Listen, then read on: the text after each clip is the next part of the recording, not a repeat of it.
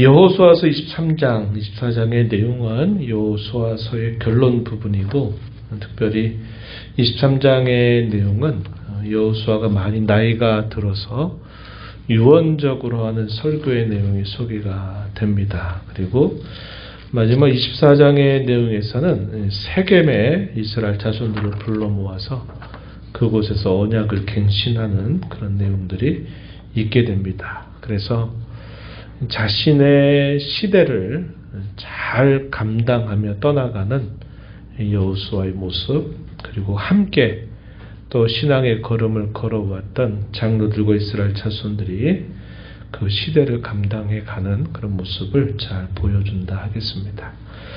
오늘 우리가 읽은 말씀은 유언적 설교에 해당되는 말씀이 된다 하겠습니다. 나이가 이제 많이 들었습니다. 여호수아는 우리가 잘 아는 바와 같이 이미 애굽에서 생활을 했었던 인물이고, 또 지도자로 세움받은 모세의 또 그 자리를 잘 보호자하면서, 또 후에는 그가 모세가 감당했던 일들을 감당하면서 마침내 이 약속의 땅을 밟고 이 약속의 땅을 정복하고 분배하는 역할까지 감당했던 인물입니다. 그래서 이 여호수아에게 있어서 지나온 자신의 삶은 대단히 소중한 삶을 살아온 것입니다. 모세도 여호수아가 한때까지는 살지 못했습니다. 그런데 여호수아는 모세와도 함께 했고, 또 모세가 떠나간 이후에 또 그가 이스라엘 자손들과 더불어서 하나님이 함께 하셔서 이 약속의 땅을 차지하는 일까지 감당했다 하는 겁니다. 그래서 그 오랜 세월 동안 여호수아는 하나님이 어떻게 일해 오신단가를 참 많이 지켜본 인물이죠. 애굽 생활부터 가나안 땅에 들어와서 차지하게 되는 그 모든 과정들을 그가 다 지켜본 인물이었다 하는 겁니다. 하나님 앞에 가장 가까이에서 그분의 말씀을 듣고 또 이스라엘 자손들을 인도해 왔던 인물이기도 하죠. 얼마나 파란만장한 삶을 살았겠습니까? 그죠? 또 한편으로는 무엇을 봤을까?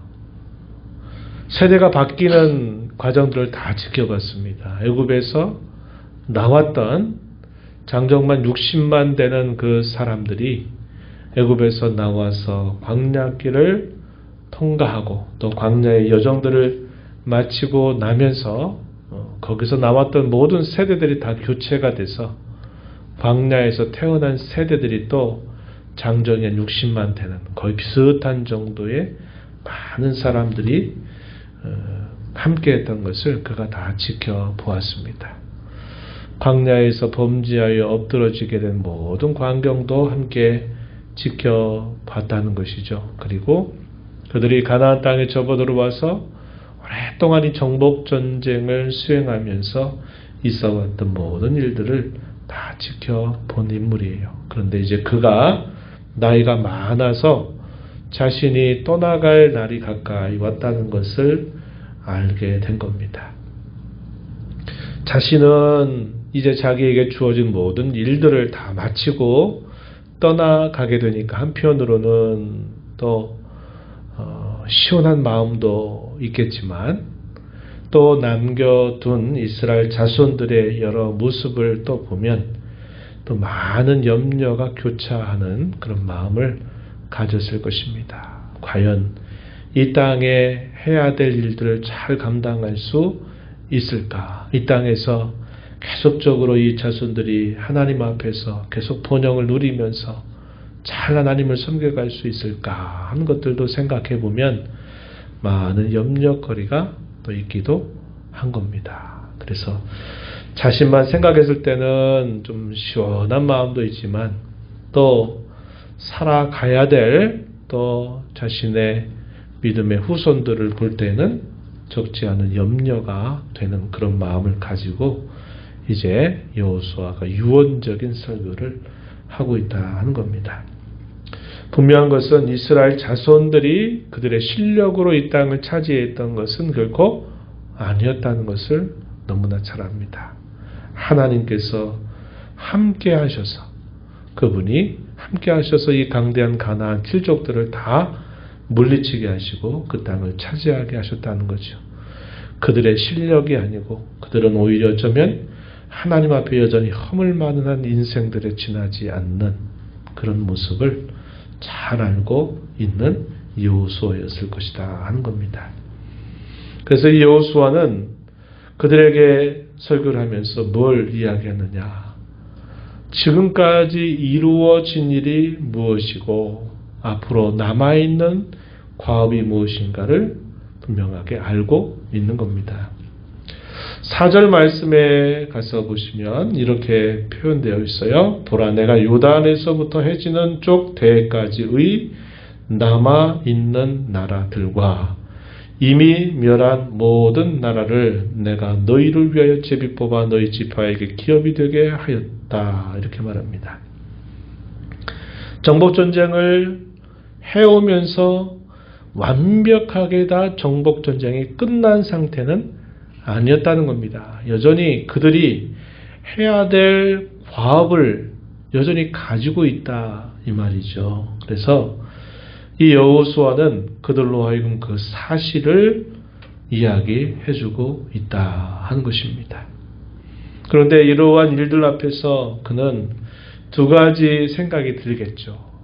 잘 이 과업을 완수하여서 그 땅을 온전히 하나님이 다스리는 땅으로 되게 하든지, 아니면 그렇지 못한 상태로 계속 있다가 나중에 문제가 될지 하는 이 두 갈림길 앞에 이스라엘 자손들이 있다는 것을 상기시켜 주는 겁니다.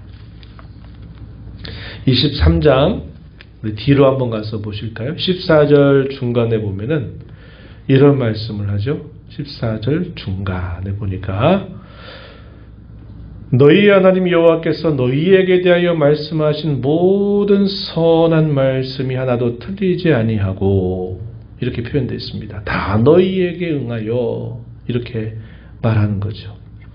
하나의 갈림길은 뭡니까? 하나님께서 약속하셨던 모든 선한 말씀이 다 이루어지게 되는 길이 하나가 있고, 또 하나는 15절입니다. 15절 역시 중간에 보게 되면 여호와께서 모든 불길한 말씀도 너희에게 임하게 하사 너희 하나님 여호와께서 너희에게 주신 이 아름다운 땅에서 너희가 너희를 멸절하기까지 하실 것이다.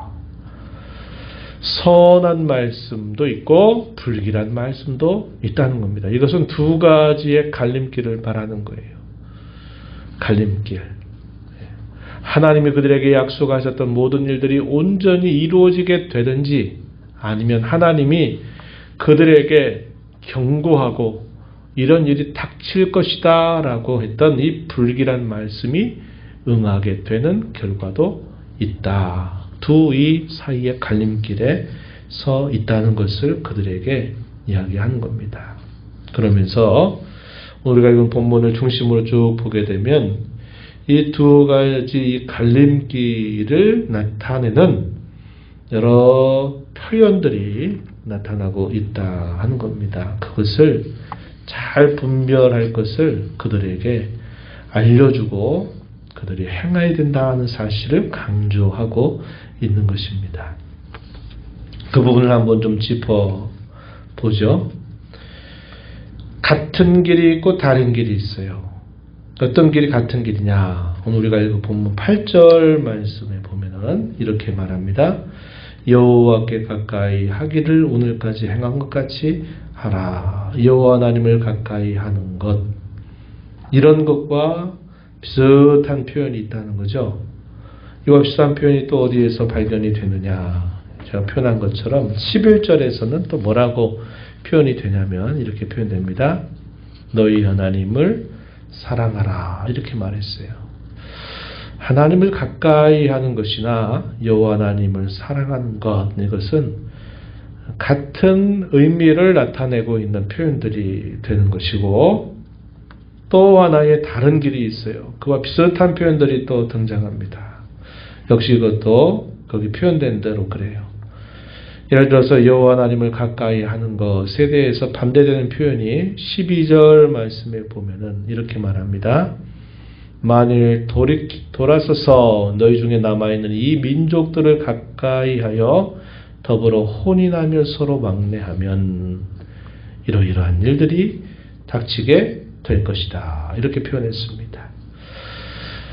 남아있는 이방 민족들을 가까이 하는 것은 여호와를 가까이 하는 것과 반대되는 서로 다른 길이다 하는 것을 표현해 주는 말이 되고, 이와 비슷한 표현 7절 가서도 또 우리가 읽은 말씀에 보니까 뭐라고 표현했냐면, 남은 이 이방 민족들의 신들을 부르고 섬기는 것, 이것이 이방 민족을 가까이 하는 것과 같은 의미로 쭉 여호수아가 설명을 해주고 있다 하는 겁니다. 그래서 똑같은 의미인데 그 의미를 이렇게도 말하고 저렇게도 말하는 면에서 같은 의미들이 있고, 또 반대의 길도 있는데 또 그와 비슷한 반대의 여러 모습들도 나타나고 있음을 이 여호수아는 유언적인 설교에서 밝혀주고 있다 하는 것입니다. 이것을 잘 분별해야 된다 하는 말이죠. 그래서 우리가 의미적으로 보게 되면 여호와를 가까이 하는 것이나 여호와 하나님을 사랑하는 것은 같은 의미로 담겨 있는 뜻이 되는 것이고, 또 반대로 남은 민족을 가까이 하는 것이나 남은 민족의 신들을 부르고 섬기는 것이나 역시 그것도 같은 의미를 전달해 주고 있다는 것을 우리가 확인할 수 있겠습니다. 뭘 결국 말할까요? 두 가지 갈림길 가운데서 그들이 무엇을 해야 되느냐 할 때 여호와께서 말씀하신 모든 선한 말씀이 이루어지는 길, 곧 여호와 하나님을 가까이 하고 하나님을 사랑하는 것, 이 길을 따라서 살아가야 될 것을 강조하고 있다는 겁니다. 우리가 이 말씀을 통해서 생각해 보는 교훈점이 있어요. 그건 뭐냐면, 첫 번째는 일이나 사건이나 남아있는 어떤 과업보다도 더 중요한 것이 있는데, 그것이 곧 하나님을 가까이 하는 것에 있다 하는 사실을 우리가 꼭 되새기자 하는 것입니다. 4절 5절의 내용은 그거죠. 우리가 조금 더 읽었던 말씀처럼 이미도 정복한 나라들이 있지만 아직 정복하지 않고 정복해야 될 그러한 또 민족들이 남아 있다 하는 겁니다. 그것보다도, 이런 과업보다 더 중요한 것이 뭐냐면 하나님을 가까이 하는 것이다 하는 사실을 우리가 알아야 한다는 것입니다. 왜 그럴까요? 한번 그것을 좀 생각하는 이야기를 두 번째 한번 표현을 해봤습니다. 전자, 일이나 사건이나 과업이라고 하는 것은요, 이렇다 아니면 성격이 이렇다는 거죠. 있다가도 없고 없다가도 있는 것이 될 수 있다 하는 것이죠. 또 일이 잘 되어가기도 하다가 안 되기도 하고, 또 안 되는 것처럼 보이다가 또 되는 그런 모습도 있다 하는 겁니다. 그러나 후자, 즉 하나님을 가까이 하는 것은 그런 성격하고 다른 거죠. 늘 그래야만 한다는 겁니다. 그래서 더 중요한 것이 뭐냐면, 어떤 일과 사건이 왔다가 지나가고 어떠한 과업을 우리가 이행하는 것보다 더 중요한 일은 하나님을 늘 가까이 하는 것에 있다 하는 사실을 우리가 알게 된다 하는 겁니다. 그리고 또 이런 거죠. 후자의 경우 여호와 하나님을 가까이 하는 것이다 하는 것은 지금까지는 잘해왔다 하더라도 그것이 다는 아니다 하는 사실입니다. 앞으로 계속 잘해야 될 일이다 하는 사실이죠. 8절 말씀 한번 다시 가서 한번 보세요. 이건 8절 말씀에 보니까 이렇게 여호수아가 말합니다. 오직 너희 하나님 여호와께 가까이 하기를 오늘까지 행한 것 같이 앞으로도 그렇게 하라 이렇게 말하는 거죠. 이제까지는 여호수아의 지도하에서 장로들과 또 지파의 자손들이 비교적 하나님 앞에 늘 힘쓰기를 애를 쓰고 하면서 이 정복 전쟁을 잘 수행하고 하나님 가까이 오는 일들을 잘 해왔는데 앞으로도 잘해야 될 일이다 하는 사실로 또 말해주고 있다 하는 겁니다. 이때까지는 잘해왔는데 앞으로 잘못하면 역시 이게 또 큰 문제가 된다 하는 사실이죠. 근데 역사가 보여주는 건 뭡니까? 여호수아가 그렇게 우려했던 그 길을 결국은 따라가게 된 겁니다. 그죠? 사사 시대에 접어들어서 계속 그들이 행한 일들은 이 여호수아가 기대하고 바랐던 그 길과는 정반대의 길을 결국 걸어갔다는 것을 보여주고 있는 겁니다. 그래서 여호수아와 당시 생존했던 장로들이 살아있는 동안에는 여호와를 알고 여호와를 섬겼지만 이제 그 다음 세대가 이제 올라서니까 여호와를 알지 못하는 세대가 되어버렸다. 그러면서 사사시대가 결국은 시작되었다는 것을 보여주고 있다 하는 겁니다.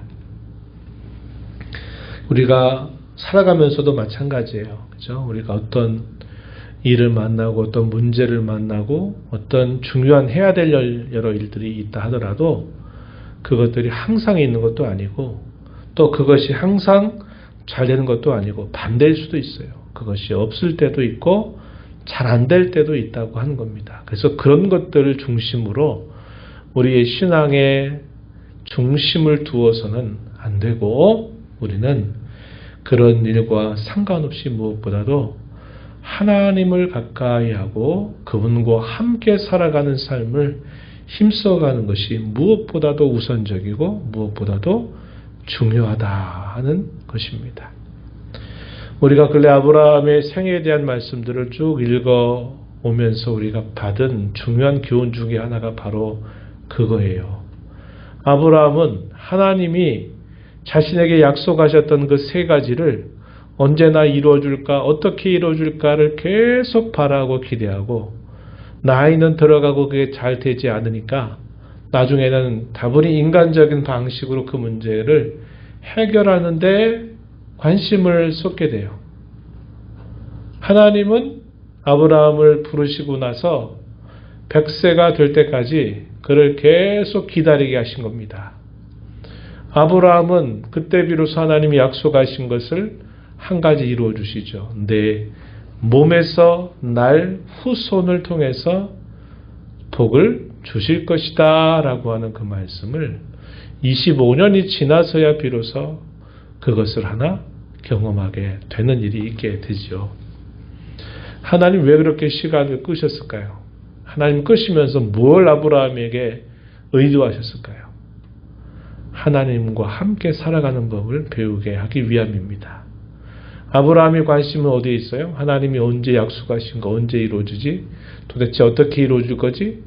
일이나 어떤 약속하신 것이 언제 이루어질까 하는 것에 대한 관심의 마음이 쏠려 있는 거예요. 그러나 하나님은 어디에 관심을 갖는 겁니까? 아브라함이 그런 일이 있든 없든 아브라함이 하나님과 함께 동행하면서 하나님과 함께 교제하면서 살아가는 것이 무엇인가를 가르치기를 원하셨던 것이다 하는 겁니다. 우리도 마찬가지예요. 우리가 어떤 큰 일을 행하고 안 해보고 또 어떤 일과 사건들을 만나고 안 만나고 하는 것들은 그럴 수도 있고 안 그럴 수도 있는 일이에요. 그러나 우리가 늘 조심하고 늘 힘기울여야 될 건 뭐냐면 하나님과 가까이 하는 삶에 있다는 겁니다. 이것만 되면 돼요. 이것만 되면 됩니다. 다른 것 괜찮아요. 하나님과 함께 가까이 살아가는 것만 늘 마음에 두고 그렇게 살아가기를 힘쓰고 잘하고 있다면 그 어떤 문제, 어떤 사건, 그 어떤 일도 문제가 되지 않아요. 그러나 반대가 되어버리면 반드시 문제가 터집니다. 일 중심, 사건 중심, 어떤 목적 중심으로 어떤 일들을 항상 바랄 때는 반드시 문제가 터지게 돼 있어요. 그래서 우리가 이것을 꼭 기억하면서 신앙생활을 해나가자 하는 겁니다. 하나님을 가까이 하는 것을 하나님을 사랑하는 것이라고 여호수아는 또 설명했습니다. 하나님을 사랑하는 것을 또 뭐라고 설명했느냐? 오늘 우리가 읽은 6절에서 뭐라고 말합니까? 결국 모세에게 주신 이 모세율법책에 기록된 대로 지켜 행하되 좌로도 우로도 치우치지 말고 정로로 행하라 한 것을 이야기했습니다. 곧 하나님의 말씀을 청종하는 것이 곧 하나님을 가까이 하는 것이고 그분을 사랑하는 것이다. 이것이야말로 무엇보다도 가장 중요한 일이다. 것을 우리에게 가르쳐주고 있는 겁니다. 당시 이스라엘 자손들에게도 마찬가지요. 오늘을 살아가는 저와 여러분에게도 마찬가지 교훈입니다. 이걸 날 잊지 말고 우리의 일과 사건에 치우치지 말고 하나님을 가까이 하면서 살아가는 삶에 우리의 모든 중심을 거기에 향하는 저와 여러분 모두가 되기를 진심으로 바랍니다.